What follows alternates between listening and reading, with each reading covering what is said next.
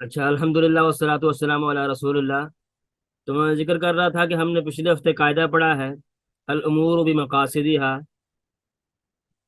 جس میں نیت سے متعلقہ کچھ مسائل ہم نے ڈسکس کیے تھے، تو تفصیل کے ساتھ۔ تو قاعدے کا معنی، اس کا مفہوم، اس کی مثالیں، پھر نیت سے متعلقہ چند ایک چیزیں خاص طور پر وہ میں نے ذکر کی تھیں۔ تو امید ہے تمام احباب کو ساری سمجھ آ گئی ہوں گی انشاءاللہ۔ تو آج والے جو دو قاعدے ہیں، میں نے آپ کو فائل شیئر کی ہے، میں اسکرین بھی شیئر کرتا ہوں۔ جو آج ہم نے دو قاعدے انشاءاللہ پڑھنے ہیں وہ بھی نیت سے متعلقہ ہے۔ پہلا یعنی یہ آپ یہ سمجھ لیں کہ یہ دو قاعدے، پچھلا جو قاعدہ ہم نے پڑھا ہے اس کی وضاحت میں اسی کی مزید تفصیل ہے، تو اسی کے ماتحت یہ قاعدے ذکر کیے جاتے ہیں۔ اور آپ کی کتاب جو میں نے آپ کو یعنی تجویز کی ہوئی ہے کورس میں، اس میں بھی یہ اس کے ماتحت لکھے ہوئے ہیں یہ دو قاعدے۔ تو پہلا قاعدہ ہے لا ثواب الا بالنیہ۔ قاعدے کا الفاظ اوپر لکھے ہوئے ہیں، لا ثواب الا بالنیہ۔ تو اس کا ترجمہ جو ہے وہ یہ ہے کہ لا ثواب، نہیں ہے ثواب، بدلہ۔ ثواب کا عربی میں معنی ہوتا ہے اجر، بدلہ، عوض۔ تو کوئی بدلہ نہیں ہے، کسی بھی قسم کا اجر ثواب نہیں ہے، الا بالنیہ، مگر نیت کے ساتھ۔ تو یہ اس کا لفظی ترجمہ ہے۔ اس کا مفہوم سمجھنے کے لیے میں نے مختصر سا آپ کے پاس فائل میں لکھا ہوا ہے۔ قاعدے کا مفہوم یہ ہے کہ انسان کو کسی عمل پر آخرت میں ثواب اور بدلہ اس وقت ملے گا جب وہ دو چیزیں کرے گا۔ پہلی چیز، جب عمل سے اس کا مقصد رضائے الہی ہو، یعنی انسان کو کسی بھی عمل کا ثواب آخرت میں، جو فرشتے ہمارے ثواب لکھ رہے ہیں، ہماری نیکیاں اور برائیاں، یہ نیکی اس وقت ہوگی، انسان کا کوئی عمل نیکی یا عبادت اس وقت شمار ہوگا جب اس عمل سے انسان کا مقصد اللہ کی رضا ہوگا۔ اگر انسان مثال کے طور پر نماز، مثالیں آگے کافی ساری آئیں گی لیکن صرف سمجھنے کے لیے، آپ نماز پڑھتے ہیں تو نماز پڑھنے کا آپ کو ثواب اس وقت ملے گا جب آپ کا نماز پڑھنے سے مقصد اللہ تعالی کی رضا ہے، کہ مجھے اللہ نے حکم دیا ہے کہ 5 وقت کی نماز پڑھنی ہے تو میں اس وجہ سے پڑھ رہا ہوں، اور اللہ کے رسول کو سنت کے یعنی مطابق پڑھ رہا ہوں، تو اللہ تعالیٰ آپ کو نماز پڑھنے کا ثواب دے گا۔ لیکن اگر کوئی بندہ جو ہے مثال کے طور پر اس نے دیکھا ہے کہ نماز جو ہے یہ ایکسرسائز کے حوالے سے بڑی اچھی چیز ہے، تو اگر دن میں 5 دفعہ کر لی جائے تو اس میں کوئی حرج نہیں ہے، تو اس سے انسان جو ہے جسمانی طور پر میڈیکلی فٹ رہتا ہے۔ تو اگر وہ اس نیت سے نماز پڑھتا رہتا ہے تو یہ اس کا کوئی ثواب نہیں ملے گا، تو اس کو اس نماز پڑھنے کا کوئی ثواب نہیں ہے۔ اس طریقے سے روزے کی مثال لے لیں، انسان اگر روزہ رکھتا ہے تو روزہ رکھنے کا ثواب انسان کو اس صورت میں ملے گا جب وہ اس نیت سے صبح فجر کے طلوع ہونے سے لے کر مغرب تک اس نیت سے اپنے آپ کو کھانے پینے اور دیگر جو معنی چیزیں ہیں ان سے روکتا ہے، کہ مجھے اللہ نے حکم دیا ہے کہ رمضان کے مہینے میں اتنی دیر جو ہے اپنے آپ کو کھانے پینے وغیرہ سے باز رکھوں۔ اگر اس نیت سے اپنے آپ کو باز رکھے گا تو اس کو روزے کا ثواب ملے گا۔ اگر کوئی بندہ کہتا ہے کہ سائنٹیفکلی ثابت ہو چکا ہے کہ روزے کے بہت سارے فائدے ہیں، تو انسان کو چاہیے کہ سال میں کوئی 2 4 دن یا مہینہ 1.5 مہینہ اپنے آپ کو کھانے پینے سے باز رکھے، تو اس کو میڈیکلی تو شاید فائدہ ہو جسمانی لحاظ سے، لیکن آخرت میں اس کا ثواب ہوگا بالکل نہیں ہوگا، کیونکہ اس کا عمل اس کے اس روزہ رکھنے سے مقصد اللہ کی رضا نہیں ہے، بلکہ مقصد جو ہے اپنی وہ جسمانی فٹنس ہے، وہ اس کو حاصل ہو جائے گی، وہ بھی اللہ کے حکم سے، ورنہ اس کو آخرت میں اس کا بدلہ کوئی اجر ثواب نہیں ملے گا۔ تو اس لیے انسان کو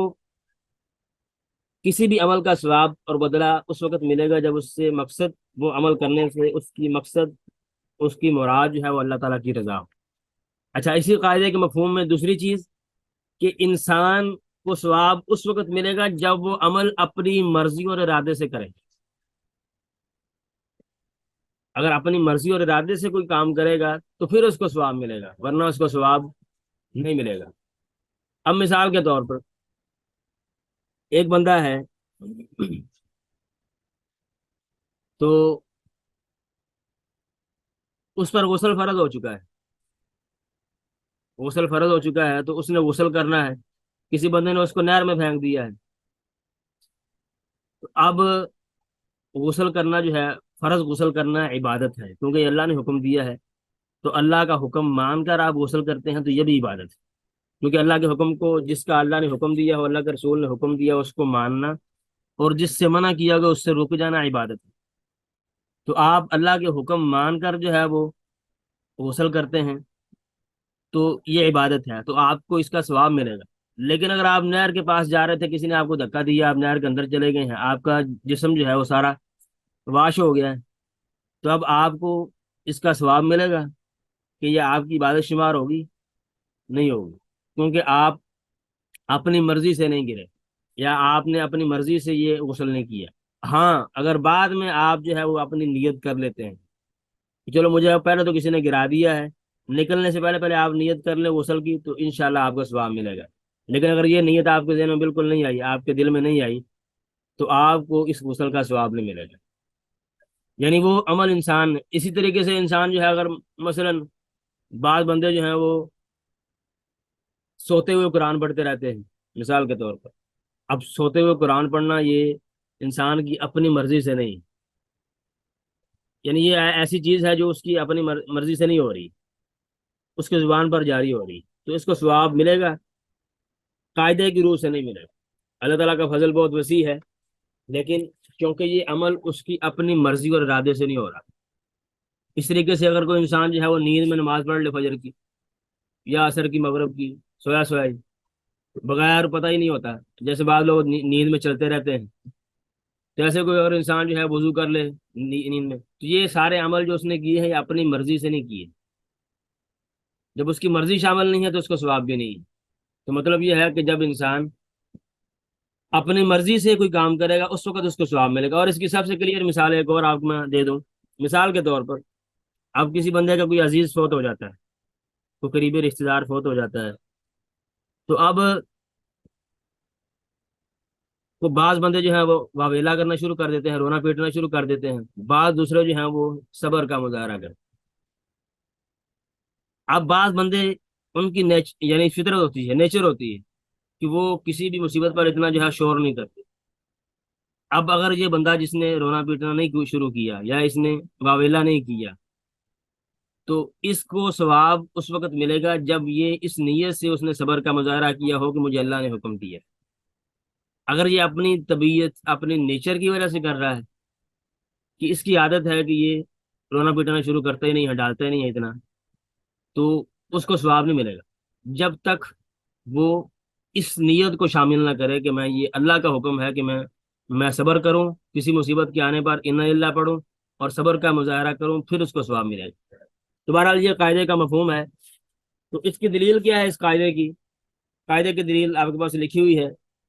کہ وما امروا الا ليعبدوا الله مخلصین له الدین حنفاء ويقيموا الصلاة ويؤتوا الزکاة وذلك دین القیمہ، کہ نہیں ان کو حکم دیا گیا تھا مگر یہ کہ وہ اللہ کی بات کرے، مخلصین له الدین، خالص کرتے ہوئے اس کے لیے دین کو، حنفاء یک طرفہ ہو کر، یعنی انسان کو حکم یہ ہے اللہ تعالیٰ کی طرف سے کہ وہ اللہ کی عبادت خالص ہو کر کرے۔ یہ پہلا جو معنی بتایا گیا نا، جب عمل سے مقصد رضا الہی ہو، اس پر یہ آیت دلالت کرتی ہے کہ انسان کو حکم اس بات کا دیا گیا ہے کہ جو بھی وہ کام کرے، اس کام میں اس کا مقصد اللہ کی رضا ہو، اخلاص ہو، کسی اور کو دکھانا مقصد نہ ہو۔ اگر اس کا مقصد کسی اور کو دکھانا ہے، تو اگر وہ کام خالصتاً عبادت ہی ہوتا ہے تو پھر اس کو اس کا ثواب نہیں بلکہ گناہ ملے گا۔ جیسے نماز انسان جو ہے کسی کو دکھانے کے لیے پڑھتا ہے، ریاکاری کے لیے پڑھتا ہے، حج کرتا ہے کسی کو دکھانے کے لیے کہ میں، لوگ مجھے حاجی کہیں، یا اللہ کے راستے میں خرچ کرتا ہے تاکہ لوگ مجھے بہت بڑا سخی کہیں، روزہ رکھتا ہے تاکہ لوگ مجھے کہیں کہ بڑا نیک آدمی ہے، بڑا متقی ہے، نفلی روزہ رکھتا ہے، وغیرہ وغیرہ۔ اب یہ سارے کام جو ہیں چونکہ صرف اور صرف عبادت ہیں، محض حکم الہی ہیں، تو ان میں مقصد صرف اور صرف کرتے ہوئے اللہ کی رضا ہونی چاہیے۔ اس طریقے سے دوسری آیت جو ہے، من کان یرید حرث الآخرہ نزد له فی حرثہ ومن کان یرید حرث الدنیا نؤتیہ منہا، کہ جو شخص آخرت کے عمل کی نیت کرتا ہے آخرت کی کھیتی مقصد، یعنی لفظی ترجمہ اس کا یہ ہے، حرث الآخرہ، آخرت کی کھیتی، مثلا جو آخرت کا سامان اس نے کیا ہے، عمل، عمل مراد ہے۔ من کان یرید حرث الآخرۃ نزد له فی حرثہ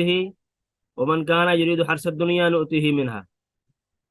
کہ اللہ تعالیٰ کہتے ہیں کہ من کان یرید حرث الآخرہ، کہ جو شخص آخرت کے عمل کا ارادہ کرتا ہے ہم اس کے عمل کو مزید بڑھا دیتے ہیں، اور جو شخص دنیا کے عمل کا ارادہ کرتا ہے یعنی اپنے عمل سے اس کا مقصد دنیا کی کوئی چیز کا حاصل کرنا ہے تو ہم اسے دنیا دے دیتے ہیں، وما لہ فی الآخرۃ من نصیب، اور آخرت میں اس کا کوئی حصہ نہیں ہے۔ تو یہ آیت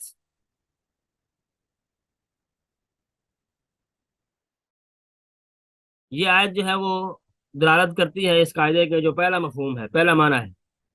کہ عمل انسان کا اس وقت اللہ تعالیٰ کے ہاں قبول ہے جب اس عمل سے انسان کا مقصد اللہ تعالیٰ کی رضا ہو،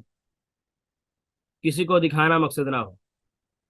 اس طریقے سے اسی والے سے ایک حدیث بھی آتی ہے جو بڑی مشہور حدیث ہے کہ انما الاعمال بالنیات و انما لکل امرئ ما نوی، کہ ہر انسان یعنی اعمال کا دار و مدار نیتوں پر ہے، اور وَإِنَّمَا لِكُلِّ امْرِئٍ مَّا نَوَىٰ، اور ہر انسان کے لیے وہی کچھ ہے جو اس نے نیت کی۔ تو یہ جو الفاظ ہیں انما لکل امرئ ما نویٰ، یہ قاعدے کا جو مفہوم میں پہلا اور دوسرا پوائنٹ لکھا دونوں پر دلالت کرتے ہیں کہ لکل امرئ ما نویٰ، ہر انسان کے لیے وہی کچھ ہے جو اس نے نیت کی ہے۔ اگر اس نے اللہ کی رضا کی نیت کی ہے تو اس کو ثواب ملے گا، اگر نیت نہیں کی تو ثواب نہیں ملے گا۔ اس طریقے سے اگر اس نے اپنی مرضی سے عمل کیا ہے، اپنے ارادے سے کیا ہے تو پھر اس کو ثواب ملے گا، ورنہ نہیں ملے گا۔ تو یہ قاعدے کے مفہوم میں دو آیتیں اور ایک حدیث جو میں نے آپ کو پیش کی ہے۔ آگے اس کی مثالیں میں نے آپ کو کچھ پیش کر دی ہیں، کچھ مزید وضاحت کے لیے، تاکہ بات جو ہے وہ تھوڑی سی مزید واضح ہو جائے، کلیئر ہو جائے قاعدے کا معنی اور مفہوم۔ تو ایک تو عام مثالیں میں نے آپ کو نماز کی مثال دی ہے، روزے کی، صدقے کی، حج وغیرہ کی، زکوٰۃ کی۔ ان تمام اعمال سے اگر انسان کا مقصد اللہ کی رضا ہے، اس کی خوشنودی ہے، تو پھر اس کو ثواب ملے گا آخرت میں، اور یہ اس کی نیکی شمار ہوگی، عبادت شمار ہوگی، اور اس کو آخرت میں بدلہ دیا جائے گا۔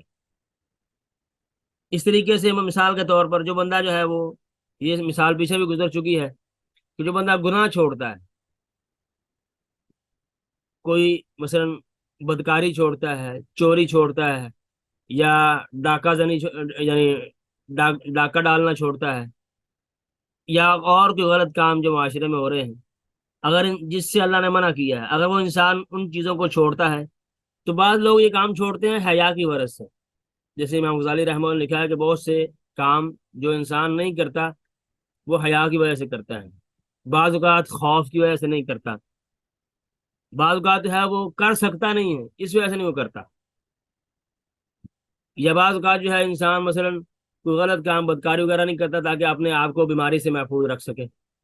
اب یہ بہت سارے اسباب ہیں گناہ چھوڑنے کے، تو یہ اسباب، لیکن اس گناہ چھوڑنے، کوئی بھی گناہ چھوڑنا، بدکاری، چوری وغیرہ، قتل، یہ سارے کام اگر انسان جو ہے اس نیت سے چھوڑے کہ مجھے اللہ نے حکم دیا ہے ان کو چھوڑنے کا، تو پھر اس کو ثواب ملے گا۔ اگر وہ اس طرح یعنی اس لحاظ سے چھوڑتا ہے کہ وہ کر سکتا نہیں ہے، اس میں ہمت نہیں ہے، یا وہ ڈرتا ہے،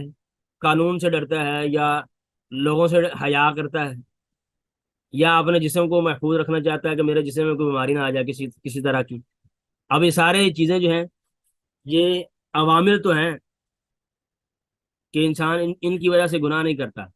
لیکن کیا اس کو اس گناہ چھوڑنے کا ثواب ملے گا؟ نہیں ملے گا جب تک وہ اس گناہ چھوڑنے میں یہ نیت نہ کرے کہ مجھے میرے اللہ نے حکم دیا ہے گناہ چھوڑنے کا، چوری نہ کرنے کا، بدکاری نہ کرنے کا، ظلم نہ کرنے کا، غیبت نہ کرنے کا، جھوٹ نہ بولنے کا۔ اب بعض بندے جو ہے ان کی نیچر ہوتی ہے کہ وہ جھوٹ نہیں بولتے،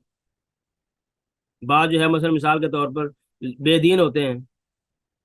تو لیکن جھوٹ نہیں بولتے، اب کیا ان کو جھوٹ نہ بولنے کا ثواب ملے گا؟ نہیں ملے گا، کیونکہ ان کا جھوٹ جو ہے چھوڑنا یہ ان کی نیچرل جو ہے وہ صفت ہے، اللہ کے حکم کی وجہ سے نہیں۔ تو اس وجہ سے جھوٹ چھوڑنے کا ثواب اس وقت ملے گا جب آپ اس نیت سے چھوڑیں گے کہ اللہ نے منع کیا ہے۔ اللہ نے جھوٹ بولنے سے روکا ہے۔ تو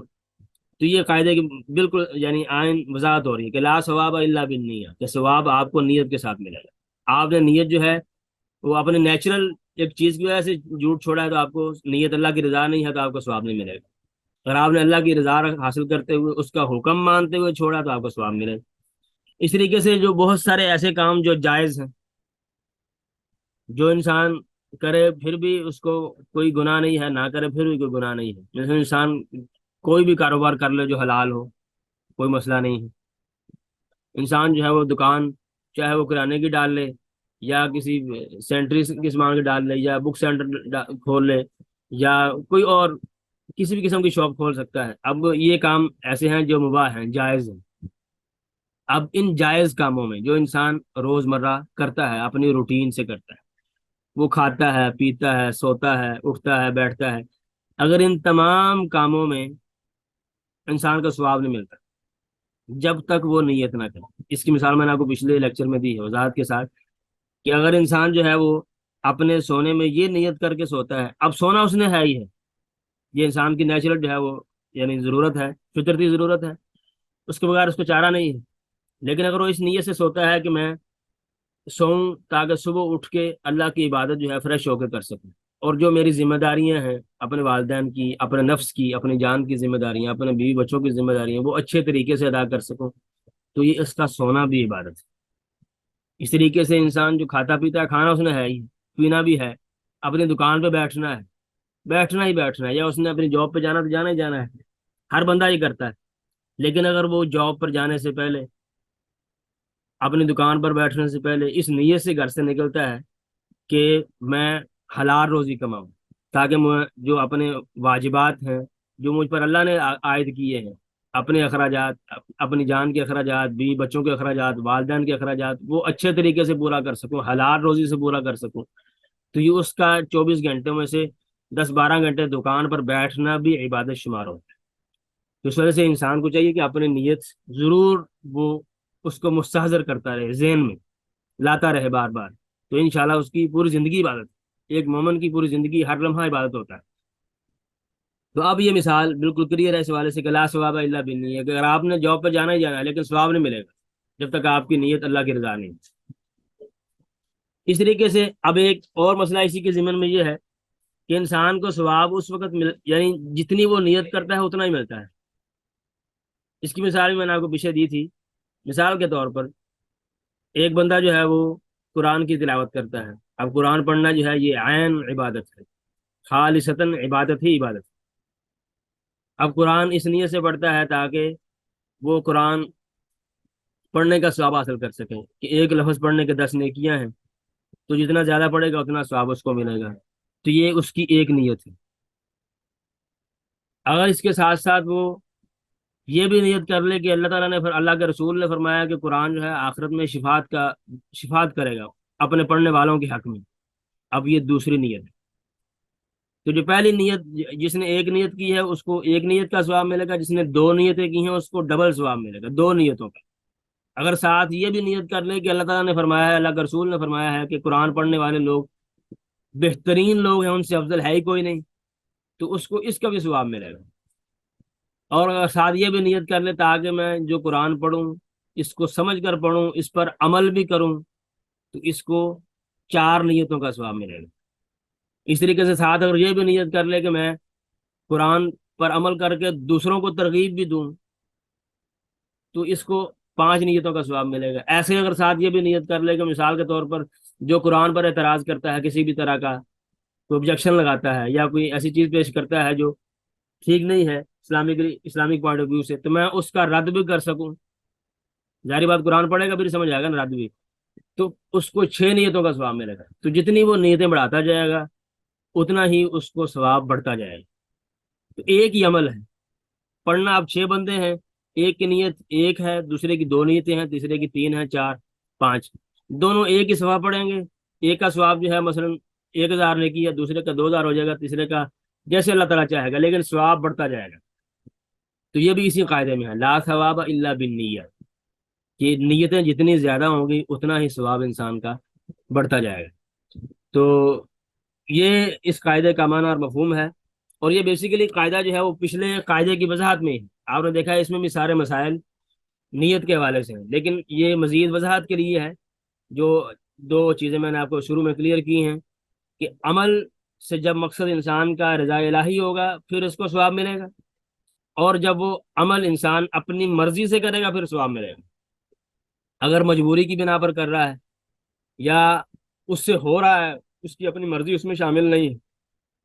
جیسے کوئی انسان نیند میں کر رہا ہو، سویا ہوا کر رہا ہو، تو ان چیزوں پر یا ان کاموں پر یا ایسے اعمال پر انسان کو ثواب نہیں ملے گا۔ تو یہ اس قاعدے کی وضاحت ہے۔ تو ابھی ایک سسٹر نے سوال پوچھا تھا، افشیں ثاقب، یہ زکوٰۃ کے حوالے سے، کہ اگر زکوٰۃ جو ہے وہ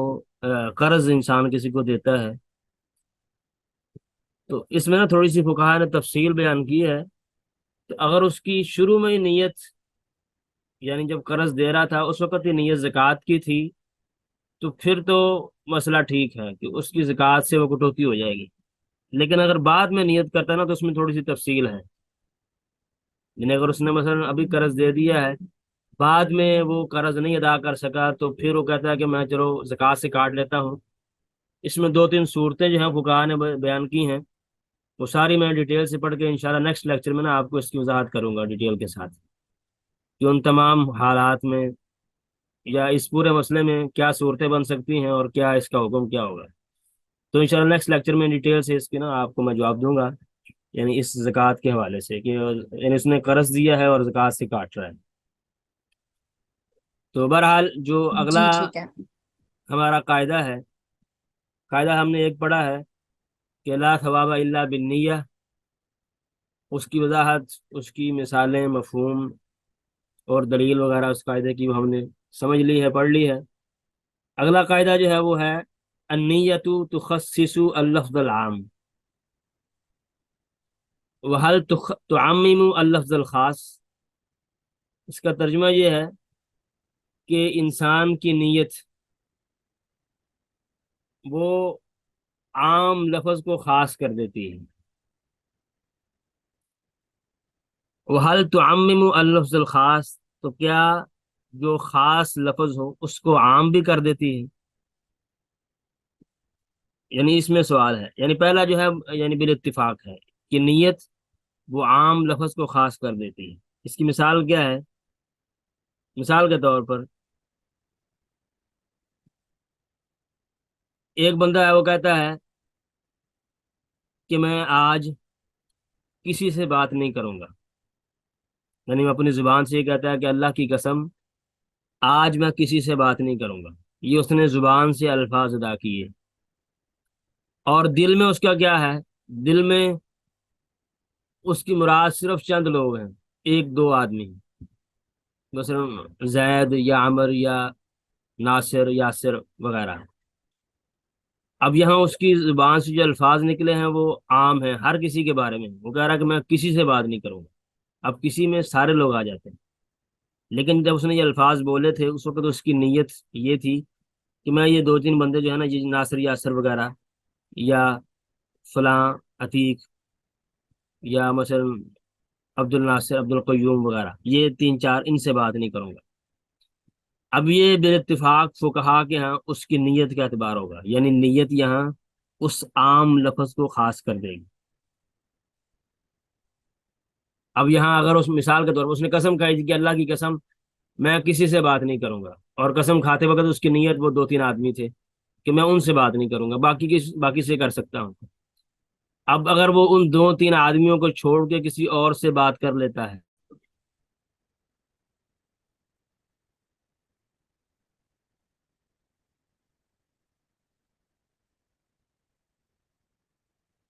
یہ میرا خیال نیٹ ویک ہو رہا ہے یہ اسکرین شیئرنگ کی وجہ سے، تو کائنڈلی آپ زبانی سن لیں، یا اگر کسی کے پاس وہ فائل میں نے آپ کو بھیجی ہے گروپ میں تو اپنے موبائل پہ الگ سے کھول لے۔ تو میں کوشش کروں گا، کیونکہ یہ بار بار نیٹ کنیکشن جو ہے نا وہ مسئلہ کر رہا ہے۔ تو اب مثال کے طور پر اگر کوئی بندہ قسم کھاتا ہے کہ میں آج کسی سے بات نہیں کروں گا، اب کسی سے اس میں تمام لوگ آ جاتے ہیں، اور جب وہ لفظ یہ بول رہا تھا اس وقت اس کی نیت یہ تھی کہ میں یہ فلان دو تین بندے ہیں ان سے بات نہیں کروں گا۔ اب اگر وہ ان دو تین بندوں کو چھوڑ کے کسی اور سے بات کر لیتا ہے تو کیا اس کی قسم ٹوٹ جائے گی؟ کیا اس پر قسم کا کفارہ دینا ضروری ہوگا؟ تو تمام فقہا کے ہاں یہاں جو اس نے لفظ عام بولے تھے جو ہر کسی کو شامل تھے، لیکن نیت اس کی خاص تھی، تو یہاں نیت کا اعتبار کیا جائے گا۔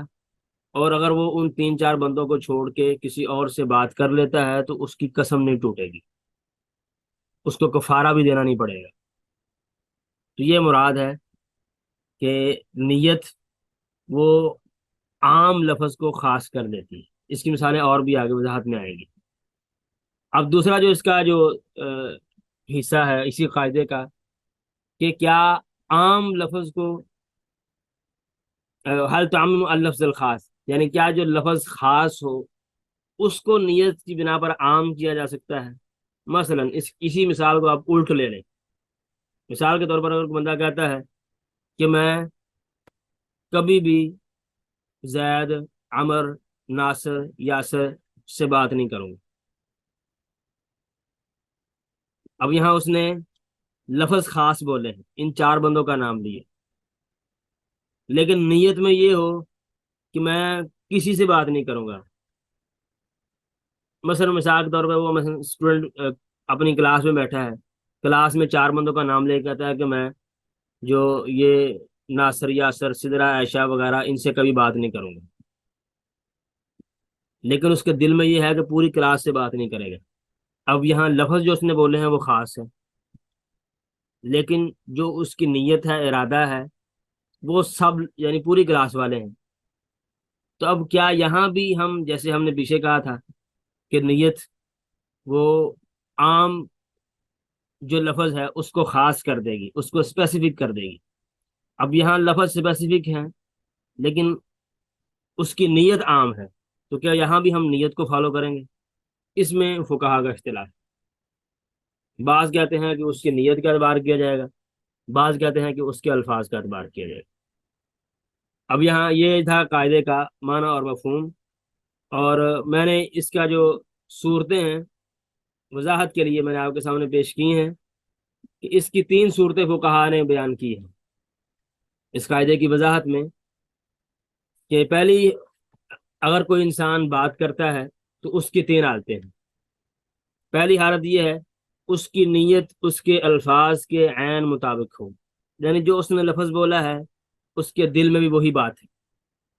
نیت اور الفاظ میں اختلاف نہیں ہے، تضاد نہیں ہے۔ مثلا وہ کہتا ہے کہ مثلا میں زید سے بات نہیں کروں گا، اور اس کے دل میں بھی یہی ہو کہ وہ زید سے بات نہیں کرے گا، صرف زید سے۔ اب یہ لفظ بھی وہی بول رہا ہے جو اس کے دل میں ہے، تو یہ ہمارا قاعدہ اس سے متعلق نہیں ہے، یعنی یہ بات تو اس میں کوئی اختلاف ہے ہی نہیں، کیونکہ اس کی نیت اور الفاظ دونوں ایک ہی ہیں، دونوں متفق ہیں، یہاں کوئی مسئلہ نہیں ہے۔ مسئلہ جو ہے اگلی دو صورتوں میں، وہ دوسری صورت کیا ہے؟ دوسری صورت یہ ہے کہ لفظ عام ہو اور نیت خاص ہو۔ لفظ اس نے عام بولا ہے، نیت خاص ہے، جیسے میں نے آپ کو مثال دی ہے کہ وہ کہے کہ میں پوری کلاس سے بات نہیں کروں گا، لیکن اس کے دل میں یہ ہو کہ میں زید، عمر، سدرا، عائشہ ان دو چار سے بات نہیں کروں گا۔ اب یہاں لفظ جو اس نے بولے ہیں وہ عام ہے، لیکن جو اس کے دل میں ہے وہ خاص بندے ہیں، دو چار ہیں۔ اس میں میں نے آپ کو بتایا کہ یہ یہاں بالاتفاق تمام فقہا کے ہاں نیت کا اعتبار کیا جائے گا، یعنی یہ بھی یعنی آپ کہہ رہے ہیں کہ یہ اس میں اختلاف نہیں ہے۔ تیسری جو صورت ہے وہ یہ ہے کہ لفظ خاص ہو اور نیت عام۔ یہی مثال الٹ کر رہے ہیں کہ اگر وہ مثلا یہ چار بندوں کا نام لے کے کہتا ہے کہ یاسر، ناصر، سدرا، عائشہ، میں ان سے بات نہیں کروں گا، اللہ کی قسم میں ان چاروں سے بات نہیں کروں گا۔ اب یہ لفظ خاص ہے، ان چار بندوں کے بارے میں اسپیسیفک ہے، لیکن اس کے دل میں یہ ہوگا میں کسی سے پوری کلاس سے نہیں بات کروں گا۔ اب یہاں اختلاف ہو گیا ہے، لفظ کچھ اور کہہ رہے ہیں، اس کے دل میں، اس کے ارادے میں کچھ اور ہے، تو یہاں فقہا کا اختلاف ہے۔ تو بعض فقہا اس بات کے قائل ہیں کہ اس کی نیت کا اعتبار کیا جائے گا، اور بعض فقہا کہتے ہیں کہ اس کی لفظ کا اعتبار کیا جائے گا۔ تو اب مثال کے طور پر اس کی مثال سمجھنے کے لیے اور مثال جو ہے اس کی مثالیں میں آپ کو دوں۔ اگر کوئی بندہ یہ قسم کھاتا ہے تو اللہ کی قسم وہ فلاں کے پاس لنچ نہیں کرے گا، اللہ کی قسم وہ فلاں بندے کے پاس لنچ نہیں کرے گا، دوپہر کا کھانا نہیں کھائے گا۔ اب یہاں اس نے لنچ کا نام لیا ہے، لفظ لنچ کے بولے ہیں، اور اس کے دل میں یہ ہو کہ وہ کچھ کوئی بھی کھانا نہیں کھائے گا، نہ رات کا، نہ صبح کا ناشتہ، نہ دوپہر کا، یعنی دل میں یہ ہو لیکن لفظ صرف لنچ کے بول رہا ہے۔ اب یہاں لفظ خاص ہے اور نیت عام ہے۔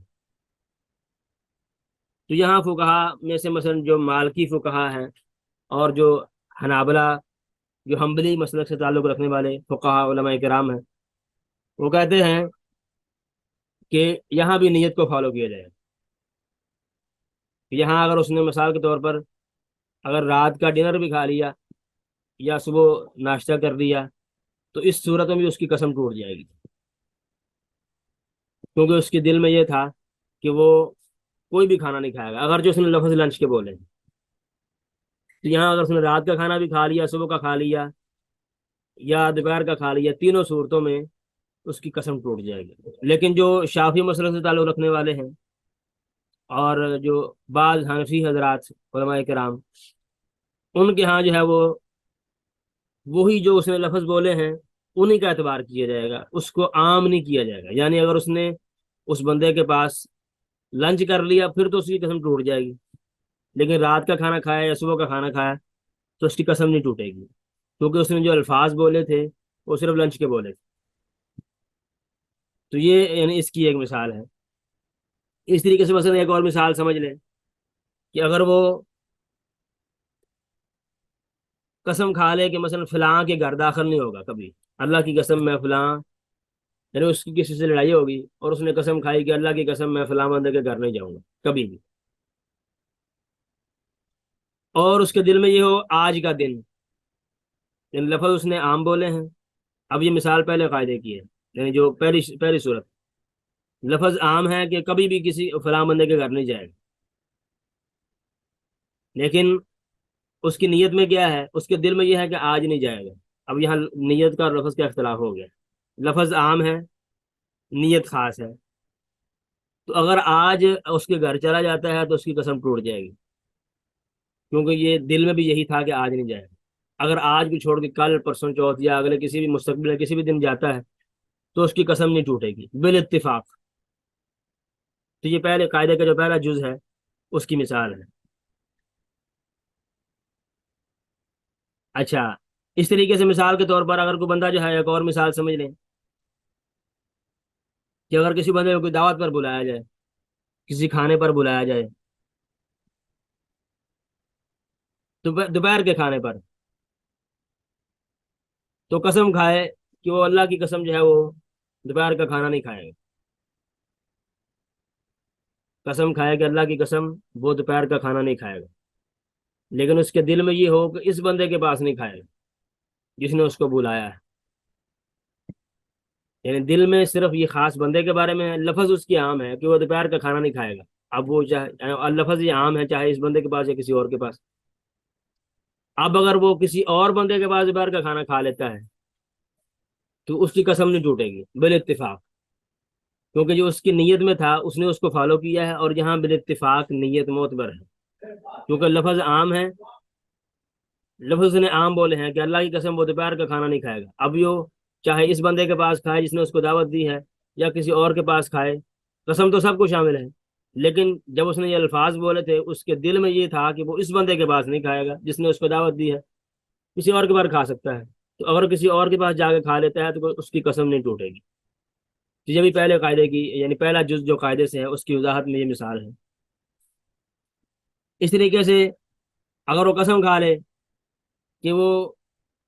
جب بھی بھوکا ہوگا تو فلاں بندے سے پانی نہیں پیے گا، یعنی اگر وہ مر بھی رہا ہوگا فلاں بندے سے پانی نہیں پیے گا، تو اب یہ اس نے قسم کھائی ہے۔ تو اگر وہ، اور قسم کھاتے وقت اس کی نیت یہ تھی پانی، یعنی جو اس نے لفظ پانی کے بولے ہیں کہ فلاں بندے سے پانی نہیں پیے گا، لیکن اس کی نیت میں یہ تھا کہ کسی بھی طرح کی کوئی چیز نہیں کھائے گا، یعنی لفظ اس نے صرف پانی کا بولا ہے، مراد جو ہے اس کا پانی بھی ہے، کھانا پینا بھی ہے، کوئی فروٹ بھی ہے یا اور چیزیں بھی ہیں، سب کچھ شامل ہے۔ اب یہاں کیا، یہ اب دوسرے کی مثال ہے، دوسرے جز کی، کہ لفظ خاص ہے، صرف پانی کے الفاظ ہیں، لیکن دل میں اس کے کیا ہے کہ نہ پانی پیے گا، نہ کھانا کھائے گا، نہ فروٹ کھائے گا، نہ کسی اور طرح کا، کسی بھی طرح کا اس کا احسان نہیں لے گا، کسی بھی طرح کا۔ تو اب یہاں کیا اس کی نیت جو ہے وہ اس کا اعتبار کیا جائے گا یا اس کے الفاظ کا اعتبار کیا جائے گا؟ تو یہاں فقہا کا اختلاف۔ تو بعض نے یہاں اس کے الفاظ کو معتبر سمجھا ہے،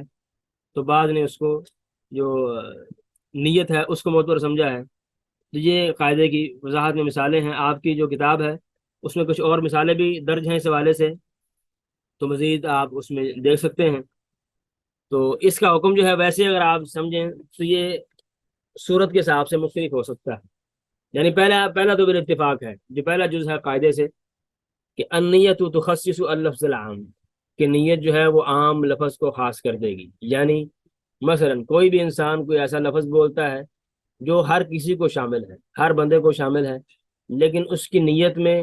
وہ ہر چیز نہیں ہے بلکہ خاص چیز ہے، یا خاص بندہ ہے، یا خاص کوئی گھر ہے، یا خاص دن ہے، تو اس نیت کو فالو کیا جائے گا، خاص نیت کو۔ لیکن اگر نیت عام ہو، لفظ خاص ہے، تو کیا نیت کا اعتبار کیا جائے گا کہ لفظ کا کیا جائے گا؟ اس میں تو کہا کہ دو قول ہیں جو میں نے آپ کو وضاحت کیے ہیں۔ تو اس کی بہرحال ہر صورت کے حساب سے حکم جو ہے وہ ڈفرینٹ ہی ہوگا۔ اس کی آپ یعنی اتھینٹک کوئی جواب نہیں دے سکتے کسی بھی خاص، یعنی ایک جو عام کا یعنی جواب ہو جائے، ہر صورت کو دیکھ کے اس کا جواب دیا جائے گا۔ تو بہرحال یہ قاعدہ بھی نیت سے متعلق ہے، کیونکہ یہاں نیت کے پہلو کو ڈسکس کیا گیا ہے مختلف یعنی پوائنٹ سے۔ نیت اس کے لفظ کے مطابق ہے کہ نہیں، اگر مطابق ہے تو پھر تو کوئی اختلاف نہیں ہے، کوئی مسئلہ نہیں ہے۔ اگر نیت جو ہے وہ عام ہے، لفظ خاص ہے، تو یہاں اختلاف ہے کا تھا۔ اگر اس کے الٹ ہو، لفظ عام ہو نیت خاص ہو، تو یہ بالاتفاق یہاں نیت کو فالو کیا جائے گا۔ تو یہ دوسرا قاعدہ تھا اور اس کی تھوڑی سی وضاحت تھی، تو اس کو آپ اپنی کتاب سے بھی پڑھیں جا کے، تو انشاءاللہ آپ کو مزید جو ہے اس کی وضاحت ہو جائے گی۔ جو مثالیں میں نے آپ کو دی ہیں وہاں تفصیل کے ساتھ لکھی ہوئی ہیں اور درج بھی ہیں۔ جی ٹھیک ہے، بہت شکریہ، بارک اللہ فیکم۔ تو جزاکم اللہ خیرہ، انشاءاللہ نیکسٹ لیکچر میں ملتے ہیں۔